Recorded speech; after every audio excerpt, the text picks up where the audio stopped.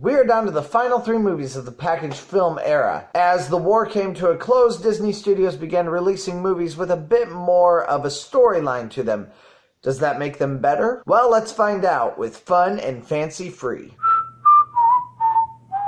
Before we start, don't forget to like and subscribe below. We have a lot more movies to rank, and I don't want you guys to miss any of them. So, hit that bell. Storyline. This movie starts with Jiminy Cricket, who is not in top form.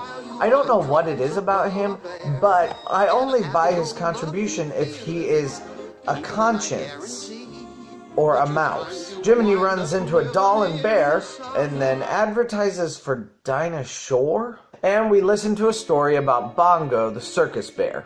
Bongo can do everything, but he hates the circus. Bongo escapes into the forest. He is scared of everything. Is he related to Snow White? Pointless shenanigans ensue, of course, and he finds a girl bear skinny dipping. Not for kids. They fall in love, but he discovers that she's into some sort of 50 Shades of Grey crap where she likes to slap the guy that she's in love with. Seriously, not for kids. Another bear challenges Bongo, and she accidentally slaps him, sending the wrong message. The confusion is sorted out, and Bongo falls in love with Lula. Now, I just told you that story in what, 10 lines?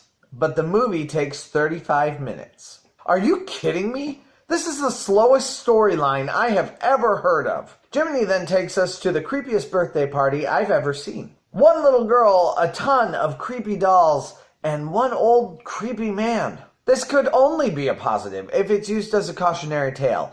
But, of course, this movie treats it as though this is a completely normal circumstance. Edgar Bergen and his puppets begin to tell a tale of Mickey, Goofy, and Donald in the countryside of a magic kingdom. It's a pretty standard retelling of Jack and the Beanstalk with nothing really new to add. I'm not really even going to restate the story because you all know it already. The only difference is that the giant has a pointless thing where he can change into anything.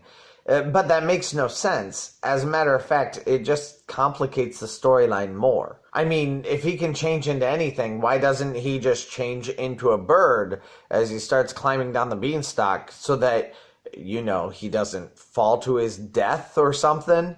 It's like he wanted to die. And at the very end of the movie, it's a scene of the giant waking up and walking into our world. I'm not really quite sure what that symbolism is supposed to mean, but I mean, it's there.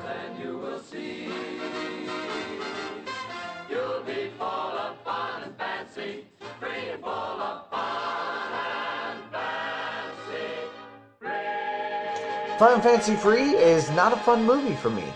It's actually one of those where I wanted to like it, but I just couldn't enjoy it.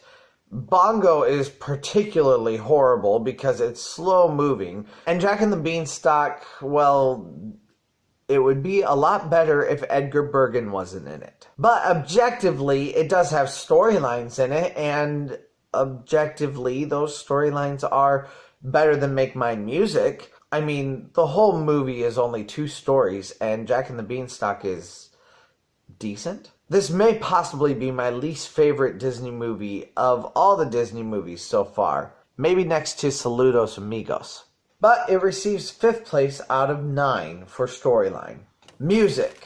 The songs in this movie are either too slow or feel like they belong in a commercial. The best song is Bears Like to Say It With a Slap. It's a fun song, but those bears definitely have some consent issues. And the worst song is When the Harp Sings. I mean, it sounds like a professional writer just sat down and farted out a song in an hour. What a very merry day, all the world is gay. Not that I could do any better, but then again, I'm also not employed by Disney. The music of this piece is pretty awful. At least Saludos Amigos has some style and some flair to it. This music is just boring. It's contemporary, but it's boring. And it ends up giving it last place out of 9 slots for music. Animation. The only moment of note in this movie is the 3-second scene that shows a beautiful background looking off of a cliff onto a reflective lake. It's really very beautiful, but it only lasts 3 seconds. And even then, the foreground still doesn't match the background. None of the animation here is incredible, but it does get a bit better when Mickey and friends are on the screen. Even then, not by a huge amount. This animation is far worse than Dumbo, so it receives, once again, last place out of 9 slots for animation. Character. Jiminy is annoying, the cat is a villain with no motivation, Donald is selfish, Goofy is, well, goofy, and Mickey is the bland good guy. At one point, I'm pretty sure Donald even considers cannibalism until he realizes that he has a cow he could kill instead.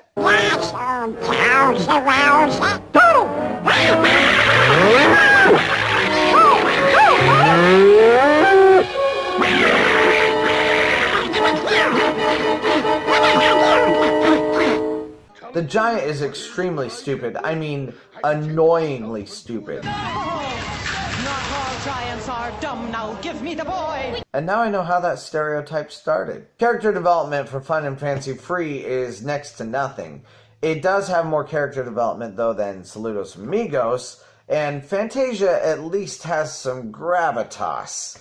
So Fun and Fancy Free receives 8 out of 9 for character this week. Technology. There are no technological breakthroughs used for this movie at all.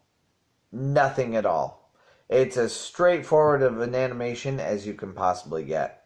So Fun and Fancy Free receives 9th place for technology also. Overall, this is a pretty straightforward one. It just doesn't do a lot of innovating, so there's not really a whole lot to say about it. Its animation and songs are pretty bland also.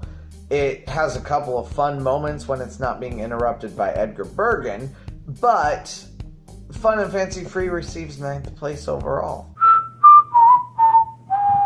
Hey, thanks for joining me for this bummer of a ranking. I hope you are overall enjoying these rankings as much as I am. Leave a comment below for how your own personal order would go so far, and I'll see you again next week.